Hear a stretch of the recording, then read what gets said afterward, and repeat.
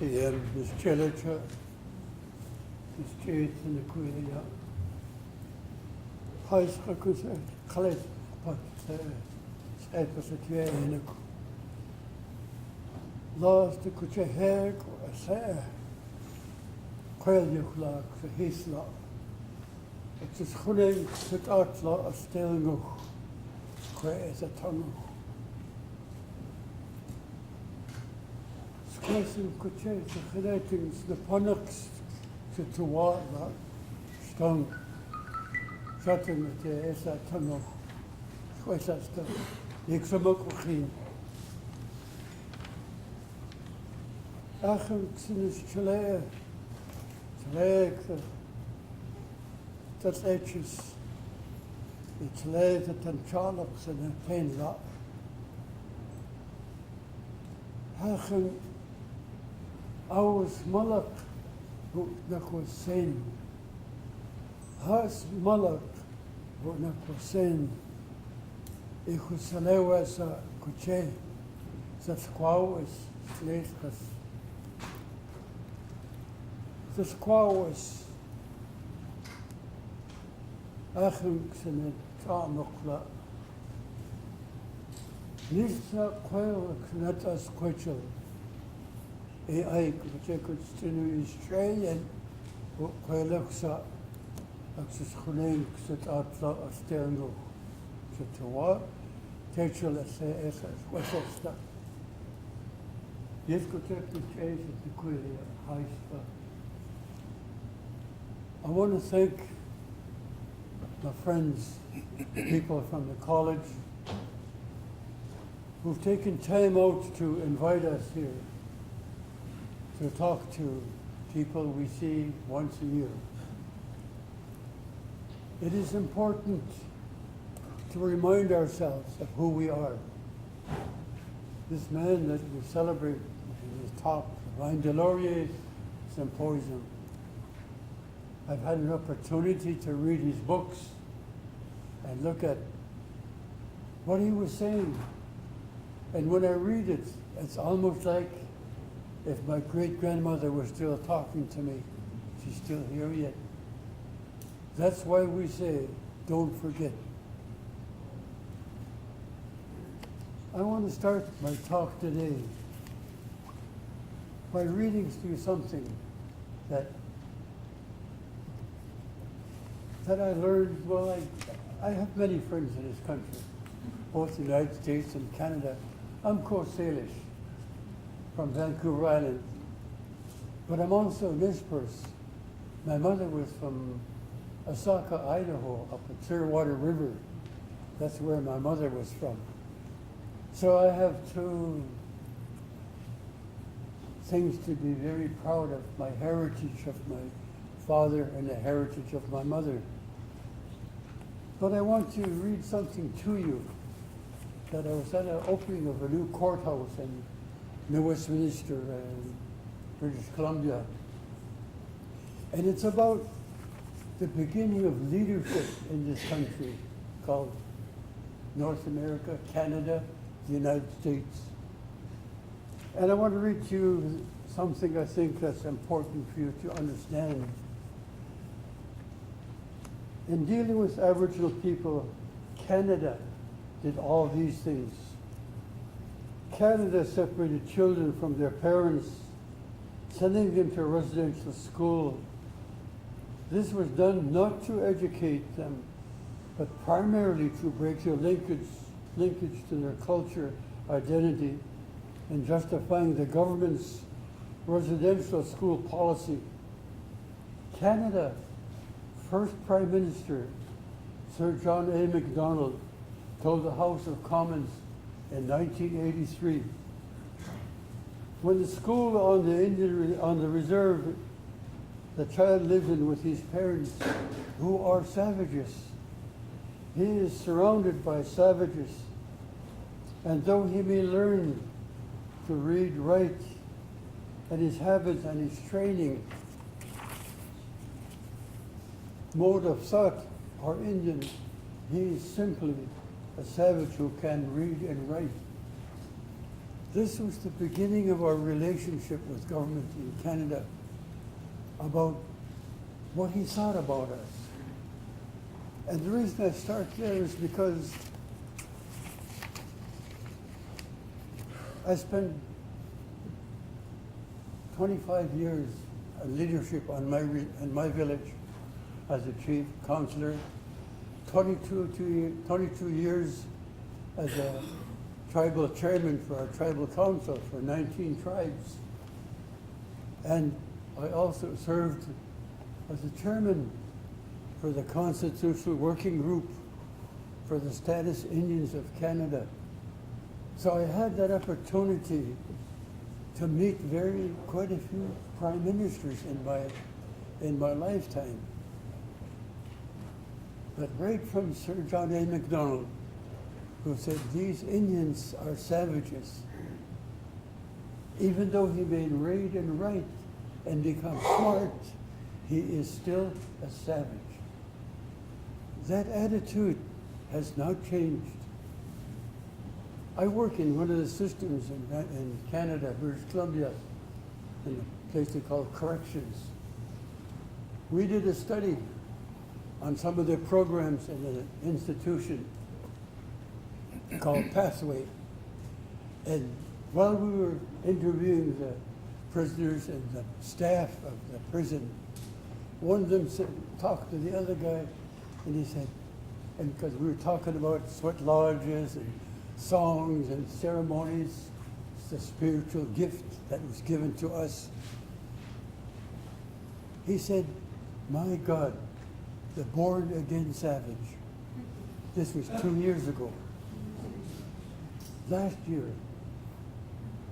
in one of the papers from the Couch, I think it's called the Couch and Leader, one of the writers wrote, if it wasn't for the Christians, these Indians would still be savages. That was 2 years ago. So, you see, things haven't changed for us. That mentality still exists with many, many people in high levels of government and in their administrative functions. It's still there, hasn't gone away. In my years of politics with the Indian tribe, our village, I served there for 25 years, and what I learned there was how my people I was the chief for, they said, you're no better than the government. In fact, you're worse. You're an Indian and you're worse than them. And I didn't know what to do. You know, here I was trying to help. So I went home. I told my mother, and she said, why don't you quit? I don't know. And some of my granduncles from my villages came to see me when they heard about me. And I told them, I'm going to quit next year. This is my last year as the chief. This is in 1983. I said, I quit. So I went to a general meeting of the leadership and the elders. I told them, I don't want to be chief no more. I want to quit. And they all said, you can't do that. I said, well, I'm not going to quit. I just don't like being a messenger for the government. And that's what I was doing. And it was hurting not only me, but hurting my family, the community, and the people who thought I was a really good guy began to look at me in another way. So I said, that's it, I quit. I went home. I went back to my village, to my family, and I saw what was happening. I saw my children who had left for 25 years. They grew up without me. I saw the children who were abandoned by their parents. I went to funerals where I saw young people who committed suicide and died because they couldn't handle the pressure. I saw these things with my own eyes, and then I thought, now I know why they were angry at me. You see, when you become colonized, indoctrinated, whatever you want to call it, it's easy to follow those footsteps because we were led to believe in becoming educated, we would become better citizens of Canada. That didn't happen. I went back to some of the work I was doing, and I looked at a document that controls us to this very moment. It's called the Indian Act. And that document, nowhere in that document does it say that I'm even a citizen of Canada. It still says that I am a ward of the government, which you can easily translate, he's still a savage. He is not worthy of who we are. As Sir John A. Macdonald said, they haven't changed. So when we look at the history, when I've had the opportunity to study the history of not Indian leadership, but government leadership, since 1983, right to this moment. In fact, the Prime Minister of Canada was in Seattle yesterday trying to sell computers. He's a salesman. You know, he's trying to sell our gas and our oil and our timber. That's all he is. Your president here, I shouldn't say, but you know, he's something else. But I don't mean to say, my dear friends, that people are bad. I was interviewed about a few months ago on one of the television stations, and they asked me my thinking, and that's a bad deal when you ask me. So, what do you think of Canada? What do you think of North America? I said, well, what do you think of our government? I said, we don't have a government. What we have is a shadow government called the corporation. And that's all it is. I spent a lot of time reading that, what it means, this whole issue of shadow government. And it goes back to Sir John A. Macdonald, the very first Prime Minister of Canada. Don't teach these people anything. Teach them how to be laborers. Don't ever let them get educated, because we want them to be that way, so we can take their land, their resources, their oil, the gas, everything. We can make better use of it than them. That's what they said to us.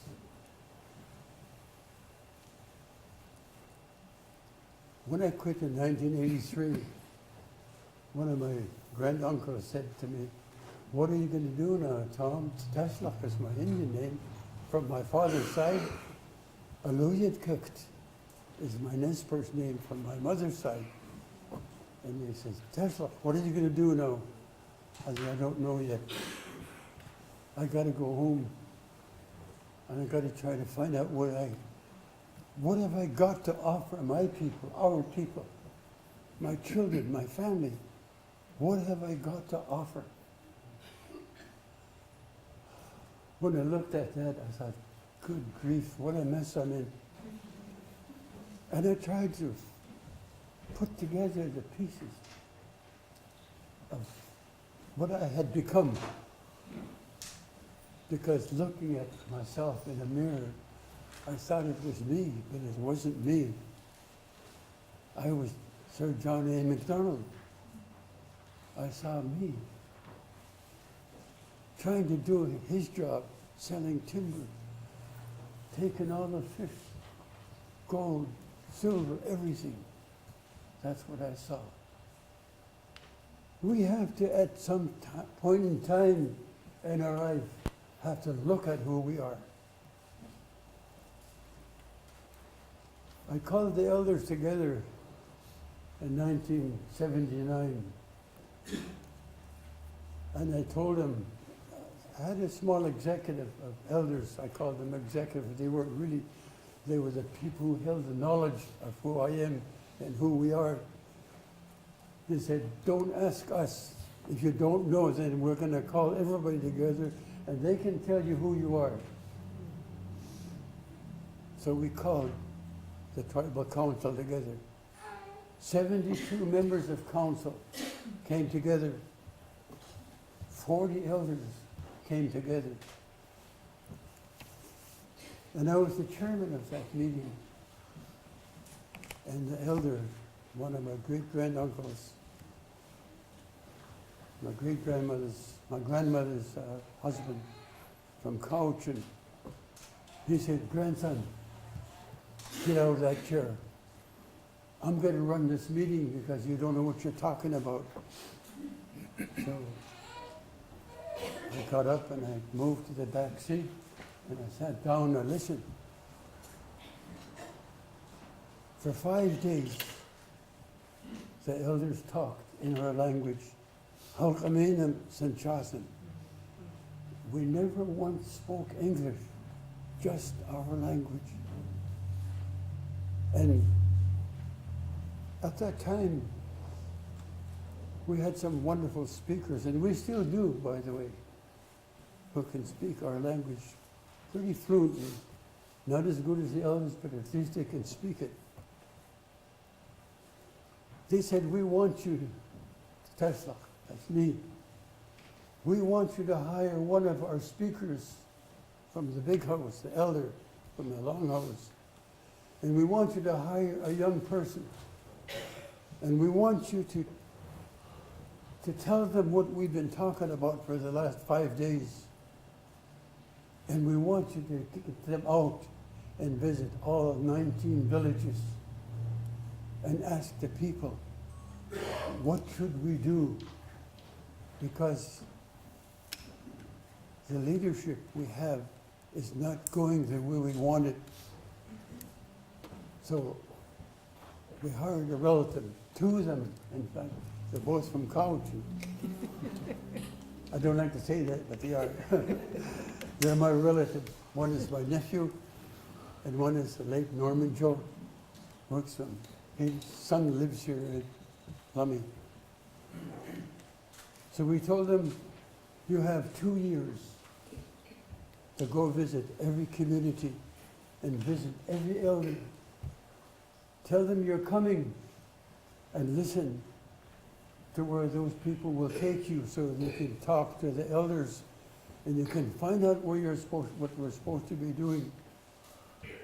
So for 2 years they met from village to village, not just about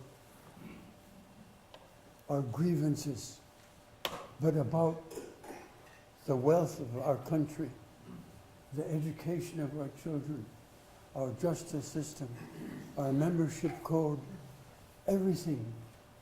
They said, this is what you have to do. So my relatives went out and they worked for 2 years.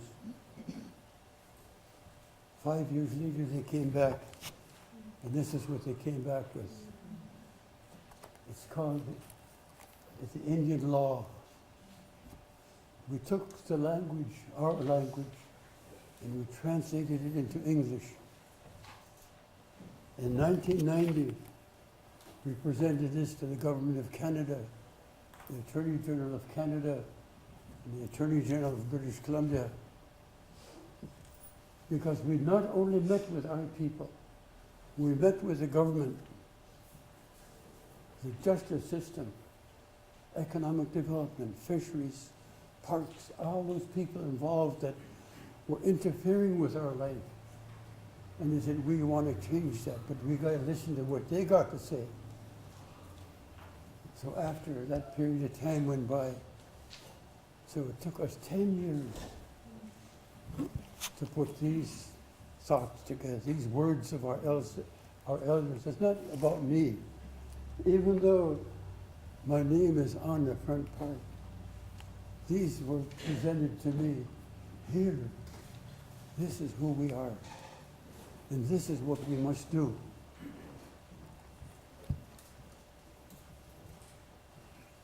That was in 1990. Nothing has changed because we have not earned the respect of the dominant society. Just like Sir John A. Macdonald said, why should we listen to these savages? Why should we listen to them?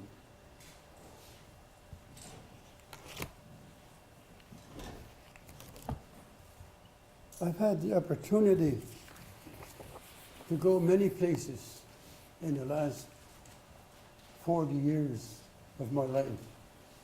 And when I attended that meeting on the opening of a new courthouse, and I heard this man speak and talking about the history of leadership in Canada, I thought, son of a gun, those elders knew that.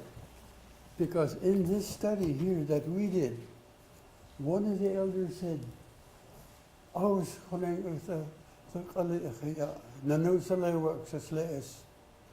they said, we must look at how the black people were treated in Africa.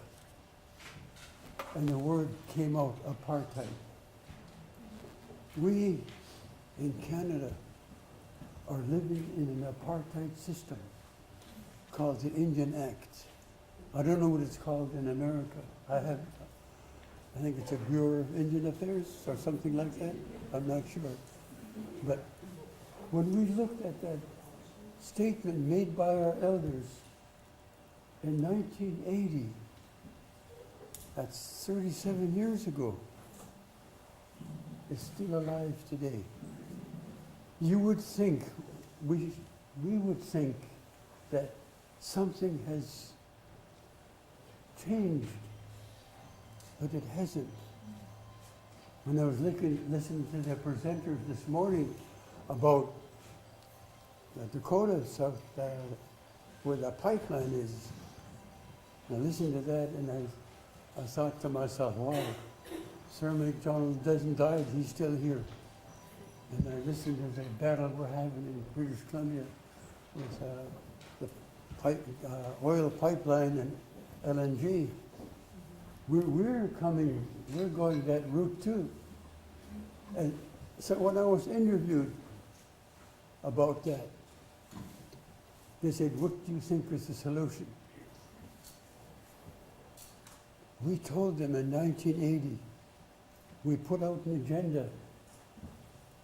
We must first of all convince the diversity of the public, the diverse people that we are now living with.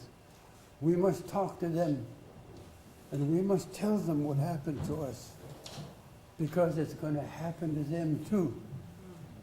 And sure enough, it's happening to the white people, the black people, the Mexicans, everybody. Nobody cares for them. And it's happening. You see, what I'm trying to tell you is what the elders told me 37 years ago. They told us clearly, listen to what we're saying, because if you don't hear it, you're going to suffer, and you will suffer. Every day in British Columbia, in Canada, in the northern communities of Canada, Ontario, Saskatchewan, Quebec, Alberta, British Columbia. At one point last winter, there was at least 4 children between the ages of 8 and 10 committing suicide. Committing suicide, children. They sent a man up there to do a study why we're killing ourselves. And he said the same thing that my ancestors said in 1980. The system of apartheid doesn't work. It's killing everybody. Whether it's legalized marijuana or other prescription pills that's now becoming the killer of everybody, we have allowed government to do that, whether it's Canadian or American. It's happening. A few days ago, in Alberta, the tribe passed a law that said drug addicts and drug dealers are no longer welcome here. They've gotten kicked out.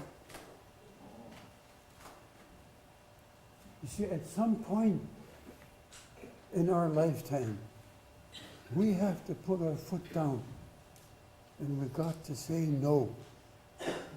Because the legalization of any drug or anything, it's not about making us well. It's about money. Again, the shadow government wants the money of the drug dealers because they don't want competition. They want to get that business for themselves only. And if they do give it to somebody, they got to get a license from them, from the government of Canada. And that's what's happening. When I was asked, you know, you brought up a lot of negative things, Tom Sampson. What's positive about life? I said, we gave that option 37 years ago. The elders said what to do. Your language, your history, your culture, the management of the land that was given to us by the Creator. We've heard that all day long. The sacredness of land, the sacredness of life, the sacredness of our ceremonies. Every winter in Coast Salish country, we sing the song of the killer whale. We sing the song of the wolf. We sing the song of the eagle.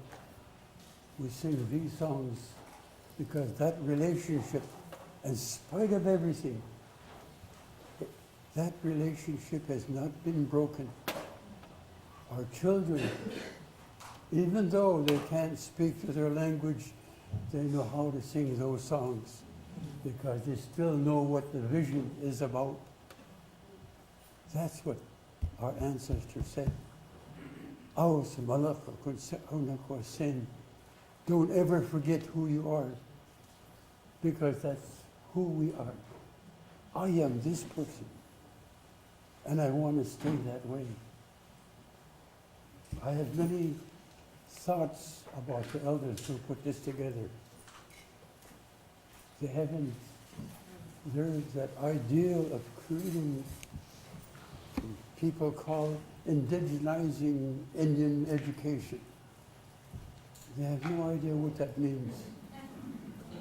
Because in order to indigenize who I am, you got to ask me. You can't ask a professor or someone with a doctorate degree. Don't ask them, because they don't know who I am. I'm me. That's a Aluyatkat of the Nespers. That's who I am. That's what this man said. Vine Deloria, in his book called Power and Place. Indigenize what you are, and then you'll know your own identity. That's what he said, not Tom Sampson. I've read his book so many times, looked at what he's saying. And there's so many other people that have written books like that, that young people have got to take that book, grab the hand of the elder and walk together, hand in hand, with your children, your family, your grandchildren, great-grandchildren. That's the only way it's going to happen. You can't turn it over to an institution. It doesn't work. All it does, from what I've experienced, it compromises who I am, and I don't like it.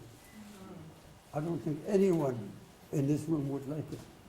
Whether you're an Englishman or a Frenchman or a German or whatever, you cannot compromise who you are. Because that's who you are. But if we are going to live together, at least know who I am. And don't try to change me. Niskuche sia niskelacha. Squels kisal elachla. Hegs kuche. Hegs. Akalako sniponox. Kalako telesa. Remember the words of those people who have gone ahead of us. Remember them. Don't ever forget them. And that's what we have to do. The diversity of Canada, the diversity of the United States, if we can't learn to live together, I don't know what we're going to do. Maybe one day we'll go to war against each other. I don't know. But you can see the division across the world coming apart because the shadow government is in charge. So I want to thank you for listening to me. I hope I said something sensible to you because I didn't come here